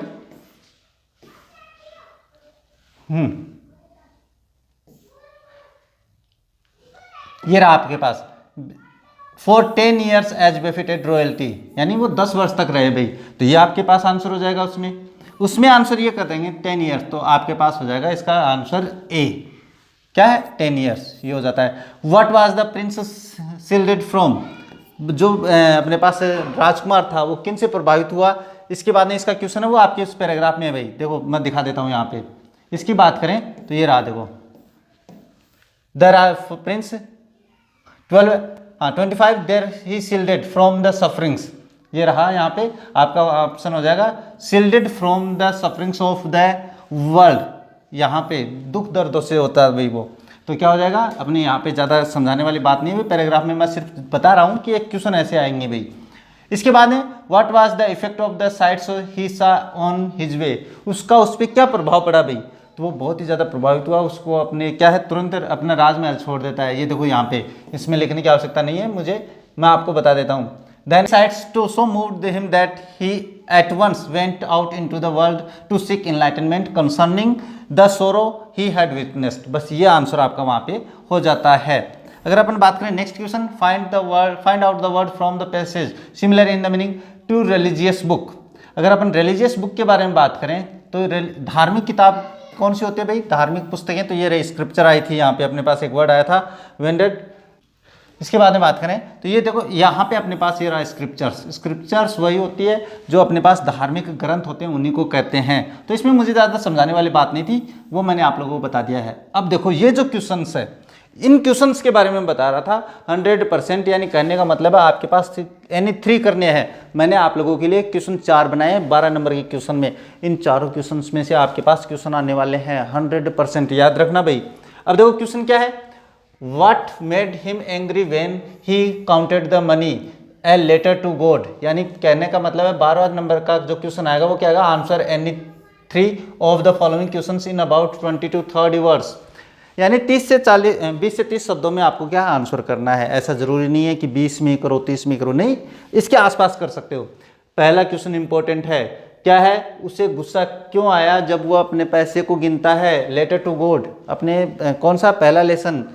अब देखो क्या है, Lencho was angry when he counted the money because, Lencho को गुस्सा आया भाई, क्यों, क्योंकि जब उसने पैसे गिने, he received less than the amount he had requested from God, उसके पास पैसे कम आए थे, भगवान से उसने प्रार्थना की थी कि वो उसे 100 पेसोज भेजे, ये प्रार्थना की थी, लेकिन जब पैसे गिना तो वो कम निकले भाई। कितने निकले थे, याद रखना 70 पेसोज निकले थे। अब उसके बाद he believe that the post office employees had stolen the rest of money, उसको ये पक्का विश्वास हो गया कि पोस्ट ऑफिस के जो सदस्य थे उन्होंने चुराए, कर्मचारियों ने चुरा लिए उसके पैसे। ही believe the God could never make mistake, क्योंकि उसको तो इतना विश्वास था, भगवान में इतनी आस्था थी कि उसने भगवान को लेटर लिख दिया, इससे पता चलता है कितनी आस्था थी उसमें। अब उसको भगवान में इतनी भरोसा था कि भगवान गलती नहीं कर सकता। So he thought that the post office employees had stolen the rest of money, इसलिए उसने ये सोचा कि पोस्ट ऑफिस के सदस्यों ने पैसे चुरा लिए हैं, कर्मचारियों ने, इसीलिए उसको गुस्सा आया था। अब ये क्वेश्चन इंपॉर्टेंट हो गया। दूसरा है what twin obligations does Mandela mentions long walk to freedom, अपने पास वो था ना long walk to freedom, Nelson Mandela वाला जो लेसन था, उसमें क्वेश्चन है, उसने 2 अपने कर्तव्य बताए थे, ऑब्लिगेशंस, अपने जो कर्तव्य थे, बाधाएं थी वो बताई थी। वो कौन सी बताई थी, तो उसके जो 2 कर्तव्य थे वो थे को ये रहा, Nelson Mandela mention that every person has 2 obligations, जो नेल्सन मंडेला है उन्होंने बताया कि प्रत्येक व्यक्ति के 2 कर्तव्य होते हैं, टू देयर फैमिली यानी अपने परिवार के लिए, एंड टू देयर कम्युनिटी और अपने समुदाय, एंड देश के लिए, and country. Mandela believe that people should fulfil their responsibilities to their immediate family members, अपने पास क्या है, मंडेला ये विश्वास करते थे कि लोगों को अपने परिवार के जो कर्तव्य हैं, उनकी जिम्मेदारियां उनको पूरी करनी चाहिए भाई, ये मानते थे। सच एज देयर पेरेंट्स, जैसे कि अपने माता पिता के लिए, वाइफ पत्नी के लिए, एंड चिल्ड्रन और बच्चों के लिए। इसके बाद Mandela believe that the people should contribute to the welfare of their society and work toward the freedom and rights of their community, और बाद में दूसरा जो कर्तव्य था वो ये बताया कि लोगों को मिलकर अपने समाज के, अपनी जो जातीय है, प्रजातीय कम्युनिटी, समुदाय है, उसके प्रति अपना कर्तव्य निभाना चाहिए। He believe that people should do their duty according to their situation and strength, उसने ये कहा कि लोगों को अपने कर्तव्य, अपना वो विश्वास करते थे भाई, दैट कि people should do their duty, लोगों को अपनी ड्यूटी करनी चाहिए, अकॉर्डिंग टू देयर सिचुएशन, अपने परिस्थिति के अनुसार, अपनी ताकत के अनुसार। ये क्वेश्चन हो जाता है। थक गया यार मैं भी, अब क्या करूं। इसमें अपने पास क्या है क्वेश्चन है, वो ये आने की संभावना होती है, यानी आपको 12 नंबर के क्वेश्चन में क्वेश्चन कितने करने हैं, 3 करने हैं, मैंने 4 बता दिए, इन चारों में से पक्का आने वाले हैं 100%। अगर आप यहाँ तक पहुँच गए हो क्लास में तो ध्यान से सुन लेना। क्वेश्चन नंबर 3 क्या है, why did Anne think she could confide more in diary than in people, Anne Frank's diary, ये diary from a young girl, जो अपने पास लेसन का नाम है, या ये अपने पास क्या है, एनी फ्रैंक्स, वो जो डायरी वाला लेसनर है। कहने का मतलब ऐसे नहीं, थक गया हूँ मैं भी, कितनी देर हो गई। तो अब देखो इसमें एनी को अपने पास किताब, लोगों के बजाय किताब में ज़्यादा भरोसा था। क्यों? ये था क्वेश्चन क्या, Anne Frank believed, Anne Frank विश्वास करती थी, she could confide more in her diary than in people, वो ये कहती थी, मानती थी, विश्वास करती थी कि वह अपने लोगों के बजाय अपनी डायरी में ज़्यादा भरोसा रख सकती है। क्यों रख सकती है? ये देखो, बिकॉज, क्योंकि she felt that paper had more patience than people. पहली बात तो उसका मानना था कि लोगों में ज़्यादा, अपने पेपर जो होता है, कागज़ जो होता है, उसमें धैर्य होता है लोगों के बजाय। कागज़ पे कुछ भी लिख दो, कुछ नहीं बोलने वाला है, लेकिन लोगों के लिए आप कुछ बोलो, बोलना शुरू कर देंगे वो। तो यही वो कह रही है, paper had more patience than people. इसके बाद meaning, she could write down her thoughts. इसका अर्थ बताएं तो वो ये है कि वो अपने थॉट्स, अपने विचार वो लिख सकती है। And feelings without fear of judgement and interruption, बिना किसी जजमेंट के, यानी अपनी बात सारी कहेगी। समझ लो मैं कोई बात कर रहा हूँ, वो आपको पसंद नहीं आई तो आप जजमेंट निकालोगे, आप कुछ कहोगे मुझे कि आप ऐसा मत करो, ऐसा मत करो, वो हो जाता है। इसके बाद allowing her to express her self freely and openly in a way she couldn't always to do with others, यानी कहने का मतलब है अपनी डायरी में वो कुछ भी लिख सकती है, लोगों को नहीं बता सकती है अपनी बातें। अपनी बातें लोगों को बताने का मतलब है अपने राज खोलना, तो फिर लोग आपके बारे में क्या कहेंगे। तो वो कह रही है कि जो कागज़ है, जो डायरी है, वो ज़्यादा अपने क्या है, विश्वसनीय है लोगों के बजाय। अब क्वेश्चन नंबर 4 है, वो जो 12 नंबर में, आपको 3 ही करने हैं इसमें से, जबकि मैंने तो 4 बता दिए हैं। हाउ डिड वाली save up money for first journey, the madam rides the bus. वाली वाला लेसन है। वाली वाला लेसन कौन सा? जिसमें वो पैसे इकट्ठा करके अपने पास क्या है, यात्रा पे जाती है, बस में जाती है। पैसे कैसे बचाए उसने? पैसे बचाने की भी तो एक कला होती है, तो उसने कैसे बचाए भाई? Valli had carefully saved every coin that came her way, resisting every temptation to buy sweets, candies और टॉयज। सबसे पहले तो उसने अपने पास की अपनी जो लालसा थी, जैसे अपने खिलौनों को देखकर आती है, अपनी मिठाइयों को देखकर आती है, कैंडीज को देख के आती है, या ये जो बाय का मतलब खरीदना भाई, तो वो अपने पैसे जो आते हैं उसके पास, जैसे किसी ने पैसे दिए, मम्मी ने पैसे दिए, तो वो क्या करती, खिलौने नहीं करती, कैंडी नहीं खरीदती थी। तो फिर क्या है, फिर उसको थोड़े अपनी जो लालसा उसको मार लिया भाई। नेक्स्ट है, finally she manage to save 60 paise, अंततः 60 पैसे बचा लिए उसने। This must have been really difficult for her as she suppressed almost every desire just because she want to have a ride on the bus. उसने अपनी सारी अभिलाषाओं को मार दिया भाई। अब उसे बड़ी कठिनाई हुई भाई, बच्चा तो है, बच्ची तो थी छोटी सी, अपनी लालसा को रोकती है, अपने अंदर जो डिजायर थी, अभिलाषा थी, उसको मार देती है। क्यों? क्योंकि केवल उसको एक बस में यात्रा करनी थी, बस ये हो जाता है। अब ये 4 क्वेश्चन है, उसमें से 100% आपके पास एग्जाम में आने वाले हैं रे, अभी लिख के दे रहा हूँ मैं आप लोगों को। अगर बात करें नेक्स्ट क्वेश्चन, अगर 13 नंबर के क्वेश्चन की बात करें तो वो क्या है, वो है एनी वन और the following questions about 80 words. एक करना है आप लोगों को। अब इसमें क्या है, जो क्वेश्चन 2 बताए मैंने, ये दोनों आप लोगों के लिए इंपॉर्टेंट होते हैं। पहला है, how did Mandela's hunger for freedom change his life, यानी स्वतंत्रता के लिए भूख उसका जीवन कैसे बदल देती है। नेल्सन मंडेला वाला lesson, long walk to freedom वाला क्या है, the hunger for his own freedom became the hunger for the freedom of his people. जब उसको ये अपनी जो स्वतंत्रता थी वो अपने लोगों की स्वतंत्रता बन जाती है उसके लिए। This desire of the non racial society transformed him into a virtuous and self sacrificing man. इसमें वो बिल्कुल एक योग्य और नॉन सेल्फ सेक्रीफाइसिंग, यानी अपने पास खुद के लिए बलिदान देने वाला व्यक्ति बना देता है। 10 he join the African National Congress. इस प्रकार से उसने क्या है, अफ्रीकन नेशनल कांग्रेस पार्टी जो थी वो ज्वाइन कर लेता है। And this changed him from the frightened young man into a bold man, और वो एक डरे हुए व्यक्ति को बिल्कुल साहसी व्यक्ति में बदल देता है। ये हो जाता है। क्वेश्चन नंबर 2 क्या है, What sides of the suffering did Prince Siddhartha see and why did he leave his palace and family? Gautam Buddha वाला लेसन है, क्वेश्चन है आप लोगों के पास। मैंने बता दिया है कि उसने क्या क्या दृश्य देखे, तो ये तो पैराग्राफ में भी आया था भाई। क्या देखा था, Prince Siddharth was shield from the sufferings of the world of 25 years, यानी लगभग 25 वर्ष के उम्र में उसने अपने जो दुनिया थी उसके जो कष्ट थे, उसके जो दुख थे, उसके बारे में सोचता है। One day he went out hunting, एक बार वो शिकार के लिए गया। At that time he came into contact with sufferings of the world, और उसी दौरान वो क्या है, दुनिया के दुख दर्दों का सामना करता है। फर्स्ट ही सा ए सिक मैन, एक बार सिक मैन, सबसे पहले तो एक बीमार आदमी को देखता है। देन ही सा ए ओल्ड मैन, फिर एक बुजुर्ग आदमी को देखता है। And then a funeral procession, और उसके बाद में फ्यूनरल प्रोसेसन का मतलब अंतिम संस्कार की प्रक्रिया को देखता है। इन द एंड ही सा मॉन्क बेगिंग फॉर आर्म्स, अंत में वो एक व्यक्ति को देखता है, एक साधु को देखता है जो भीख मांग रहा होता है। All this made him sad, वो सारी बातें उसे दुख ही बना देती है। He knew that there are sufferings in the world, उसने बताया कि दुनिया में दुख दर्द है। He left his place and family to seek enlightenment, वो अपने परिवार को, अपने घर को छोड़कर प्रकाश की खोज में, बुद्धि की खोज में, यानी ज्ञान की खोज में निकल जाता है। Concerning the sorrows of the world, यानी इस दुनिया के दुख दर्द मिटाने के लिए ज्ञान की खोज में निकल पड़ता है। ही बिकम ए बेगर, और वो एक भिखारी बन जाता है, एक साधु बन जाता है। यानी इन दोनों में से आपको एक क्वेश्चन करना है और ये क्वेश्चन आने की संभावना है। क्वेश्चन नंबर 14 की बात करें तो वो क्या है, आंसर एनीवन, एक ही क्वेश्चन का आंसर देना है। मैंने दो बता दिए हैं, दोनों में से एक आ जाएगा 100%।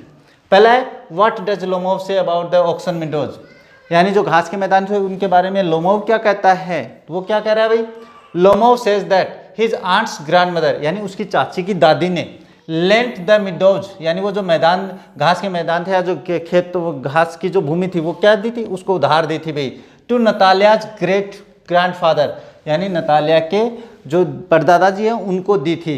फॉर एन इंडेफिनिट पीरियड, एक अनिश्चित समय के लिए।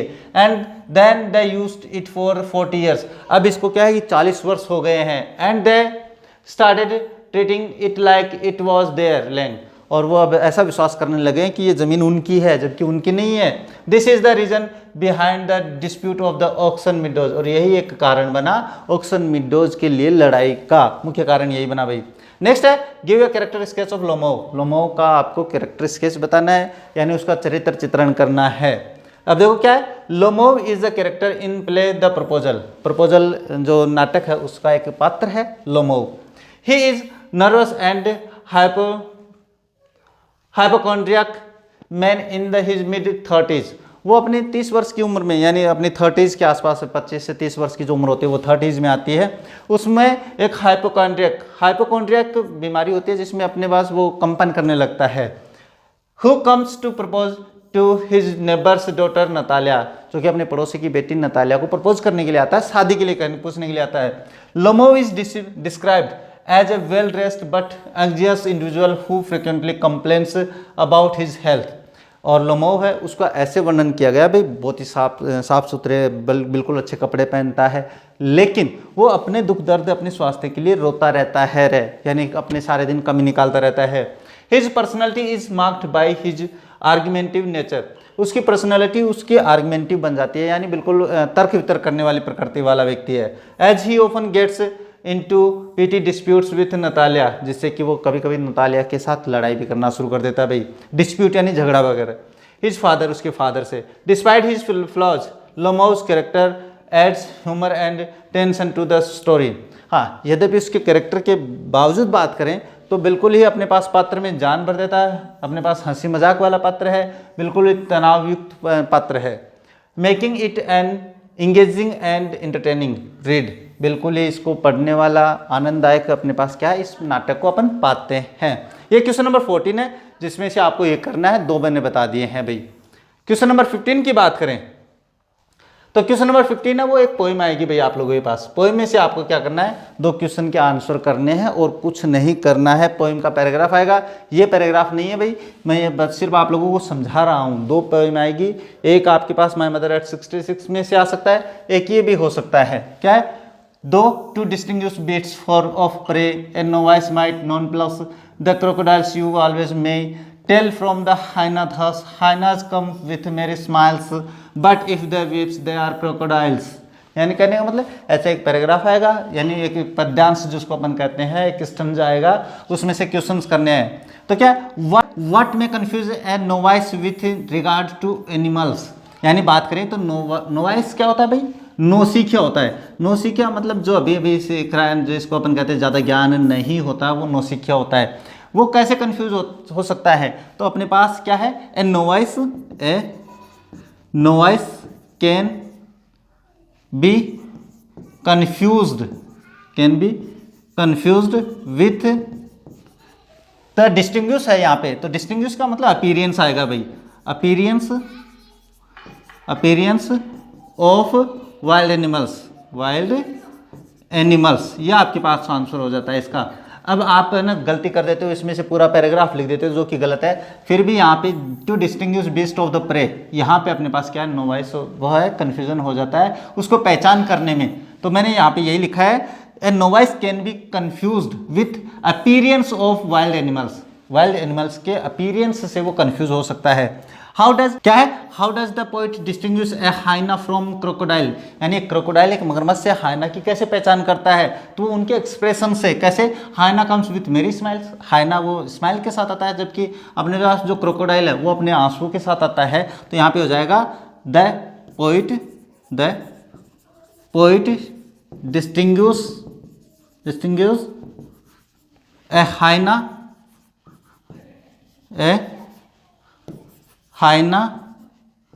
From a crocodile with their expression. बस इतना सा करना है आप लोगों को, लेकिन आप पता नहीं कहाँ कहाँ से लिख देते हो और अपनी रामायण लिखे जाते हो, जो कि गलत होती है भाई। अब देखो क्वेश्चन नंबर 15 मैंने बता दिया, इस तरीके से आने वाला है। क्वेश्चन नंबर 16 की बात करें तो ये आपके पास क्या है, क्वेश्चन 2 करने हैं। इसमें से मैंने आप लोगों के लिए 4 क्वेश्चन बना दिए। इसमें 100% इनमें से क्वेश्चन आएगा 16 नंबर का। अभी बता रहा हूँ, बाद में कहोगे आपने बताया नहीं सर, मैं बता रहा हूँ। क्या है, what is the central idea of the poem dust of snow? Dust of snow का मुख्य जो थीम है या जो विचार है वो क्या है? तो इसके बारे में बात करें, the central idea of the Robert Frost poem dust of snow is that even small seemingly insignificant moments in nature can have a profound impact on one's mood and perspective, illustrating the transformative power of the nature and the importance of appreciating the little things in life। यानी कहने का मतलब छोटी सी simple सी भाषा में बता देता हूँ आपको, तो ये आपको तो याद ही तो करना है। मैं अर्थ बता देता हूँ कि इस कविता का सारांश ये है, मुख्य विचार ये है कि एक छोटी से छोटी चीज़ भी अपनी प्रकृति में बहुत बड़ा प्रभाव छोड़ सकती है। ये है इसका। दूसरा क्वेश्चन है, how will the world end according to the poet fire and ice? यही रॉबर्ट फ्रॉस्ट की कविता है। इसमें पूछ रहा है कि दुनिया का अंत कैसे होगा, ये बताना है। तो क्या है, according to the poet the world will end due to the fire. कवि के अनुसार तो भाई अपने पास जो दुनिया है उसका अंत अग्नि से, घृणा से होना है भाई। विच सिम्बोलाइज डिजायर, जो कि अभिलाषा भाई। फायर का मतलब यहाँ पे अभिलाषा से लिया गया है, अभिलाषा से है। But if the world had end twice then it will be due to the hatred symbolised by ice. अगर अपन बात करें दुनिया का अंत दो बार होना है, तो दूसरी बार जो अंत है वो आइस से होगा। आइस का मतलब यहाँ से घृणा से लिया गया है। किससे लिया गया भाई? ये लिया गया आपके पास घृणा से, तो घृणा से दूसरी बार अंत होगा। The poet feels that there is enough hatred in the world that is spreading among the people. उसने बताया कि भाई दुनिया में बहुत से घृणित लोग हैं जो कि दुनिया में बहुत तेज गति से फैल रहे हैं, बढ़ रहे हैं। नेक्स्ट है, why did Rapunzel live in the tower? Amanda जो पोइम है उसमें से है कि रेपुंजल है वो अपने पास क्या है, उस टावर में, उस बिल्डिंग में क्यों रहती है, उस टावर में। तो Rapunzel lived alone in the tall tower and had long beautiful golden hair. वो अकेली उस टावर में रहते हैं, उसके सुनहरे बाल हैं। She was held captive by her grandmother who came up the tower by climbing her tall hair long hair. उसको उसकी दादी के द्वारा क्या उस टावर में कैद किया गया है। जो सुनहरे बाल थे उनकी सहायता से वो उस टावर में चढ़ती थी। नेक्स्ट है, where and with whom did Belinda live? Belinda कहाँ और किसके साथ रहती थी? The tale of the custard the dragon, ये अपनी कविता है। Belinda lived in a white house, एक सफ़ेद घर में रहती है। There were other animals who lived with her, वहाँ पे कुछ अन्य जानवर भी है जो उसके साथ रहते हैं। दे वर ए लिटिल ब्लैक किटन, एक छोटी काली बिल्ली है। लिटिल ग्रे माउस, एक चूहा है। लिटिल येलो डॉग, एक डॉग कुत्ता है। एंड लिटिल पेट ड्रैगन और एक पालतू ड्रैगन है। तो ये 4 क्वेश्चन है जो 16 नंबर के क्वेश्चन में आने वाले हैं, 100% ही आएंगे, याद रखना। अब बात करते हैं क्वेश्चन नंबर 17 के बारे में। क्वेश्चन नंबर 17 है, उसमें से आपको एक करना है। मैंने 2 क्वेश्चन बता दिए यहाँ पे, दोनों में से 100% एक आएगा। क्या है? How did Bholi's teachers play an important role in changing the course of her life. Bholi के जीवन को बदलने में भोली के टीचर की क्या भूमिका है, किसी भी तरीके से पूछा जा सकता है। मैंने क्वेश्चन इस तरीके से लिखवा दिया, क्वेश्चन आ गया है भाई कि टीचर ने क्या रोल निभाया अपने पास से, टीचर भोली का जीवन है वो किसने बदला, कैसे बदला, तब भी आपको यही आंसर करना है। क्या है? Bholi's teacher played an important role in changing the course of her life. Bholi के जीवन को बदलने में टीचर की भूमिका बड़ी शानदार होती है। She was polite and friendly which touched her heart. वो अपने पास उसके प्रति बिल्कुल सहज, बिल्कुल प्रेम पूर्वक उसके साथ व्यवहार करती है जो उसके हृदय को छू जाता है। She increased Bholi every time and was affectionate toward her. और वो हमेशा भोली को प्रोत्साहित करती थी जो उसको बहुत ज़्यादा चाहती है। She asked Bholi to put up aside her fear and not being able to speak properly. और वो उसको क्या करती है कि अपना भय बाहर निकाले और वो अच्छे से बात करे। शी ट्रांसफॉर्म भोली इनटू ए कन्फाइंड गर्ल। वो उसको एक बहादुर लड़की में बदल देती है। हु कुड रीड, जो कि पढ़ सकती है, राइट लिख सकती है, एंड स्पीक प्रॉपरली, और वो अच्छे से बोल सकती है। Which is what eventually led to her having self respect and dignity. जो कि उसको सेल्फ सम्मान यानी खुद के सम्मान के लिए, अपने इज्जत के लिए वो क्या है अपना जीवन यापन करती है, उसको अपनी इज्जत प्यारी लगने लगती है। तो एक तो क्वेश्चन हो गया ये। दूसरा है how do the replace the necklace. उन्होंने नेकलेस कैसे बदला भाई, ये द नेकलेस वाला लेसन है, याद रखना। क्वेश्चन ऐसे भी आ सकता है कि उनका जीवन कैसे बदल गया, तो वो और ये दोनों सेम है। क्या है? देखो, they replace the necklace by paying 18,000 francs. सबसे पहली बात तो उन्होंने 18,000 फ्रैंक्स के पैसे देकर वो हार बदला था। विच his father had left him and borrowing the rest of the amount from users and money lenders. ये तो उसके फादर ने छोड़े थे, बाकी उसने जो उधार है ब्याज पे देने वाले हैं उनसे लिया। Then they change their lodging and rented an attic. फिर वो क्या करते हैं, अपनी लॉजिंग रहने की जो व्यवस्था उसको बदलते हैं, अपने घर किराए पे देते हैं। Got rid of the maid and मैम Loisel did the homework herself. अपनी नौकरानी को निकाल देते हैं, घर का काम वो मैम लॉयजल करती है। टू पे अब फॉर दिस मनी, ये पैसे चुकाने के लिए। The husband worked in the evenings by putting books of the merchants in order and at night copying at 5 sous a page. और वो बाद में क्या करता है, दिन में तो शाम के समय किताबें रखने का काम करता है, रात को अपने पास कॉपी करने का काम करता है। ये सारा क्वेश्चन है वो नेकलेस को इस तरीके से वो बदलते हैं। अब ये दोनों क्वेश्चन बड़े इंपॉर्टेंट है, याद रखना। अब बात करते हैं नेक्स्ट क्वेश्चन नंबर 18 है। इसमें आपको 2 क्वेश्चन करने हैं, मैंने 3 बताए हैं, तीनों में से आएगा 100% आने वाला है। Why is that he tempted to keep Tricki as a permanent guest at triumph of surgery. अगर अपन बात करें तो वो जो डॉक्टर था अपने पास, वो उसे ट्रिकी यानी वो प्यारा सा जो कुत्ता था उसको अपने पास रखने के लिए लालायित क्यों हो जाता है भाई हमेशा के लिए, क्यों? देखो, he is tempted to keep Tricki as a permanent guest because. ऐसे क्वेश्चन शुरू करना है भाई। देखो, मैंने क्वेश्चन में से लिखा है वो ट्रिकी को रखने के लिए, परमानेंट गेस्ट रखने के लिए तैयार ऐसे लालायित होता है। As soon as Mrs Pumphrey started sending 2 dozen fresh eggs at a time. जब 2 दर्जन अंडे एक टाइम पे भेजना शुरू कर देती है मिसेस पंपरी, तो फिर क्या होता है, the had an even better time when the brandy arrived. और उनके पास ब्रांडी आने लगी, शराब आने लगी। And thus he was tempted to keep Tricki as a permanent guest to the continue living luxuriously. इस तरीके शानो शौकत से उसको खाना मिलने लग गया था, ब्रांडी, शराब, अंडे वगैरह आने लगे, तो उसका मन हुआ कि मैं इसको यहीं पे रख लेता हूँ, लेकिन ऐसा नहीं किया उसने। Why does he still every year, वो प्रत्येक साल क्यों चुराता था? एक्वेशन ऑफ ट्रस्ट यानी विश्वास का प्रश्न। अगर अपन बात करें, he has a passion for collecting rare and expensive books. उसको शौक था भाई अपने पास दुर्लभ और महंगी किताबें खरीदने का। But is not wealthy enough to buy this outright, लेकिन इतने पैसे वाला नहीं था कि वो खरीद सके इनको। So he uses to stall money to purchase then through an agent. उस थ्रू एन एजेंट अभी और बाद में वो क्या है, उनको खरीदता था एक एजेंट के द्वारा, इसीलिए वो 1 साल में एक बार चोरी करता था। नेक्स्ट है, why did Griffin set fire to the house of his landlord.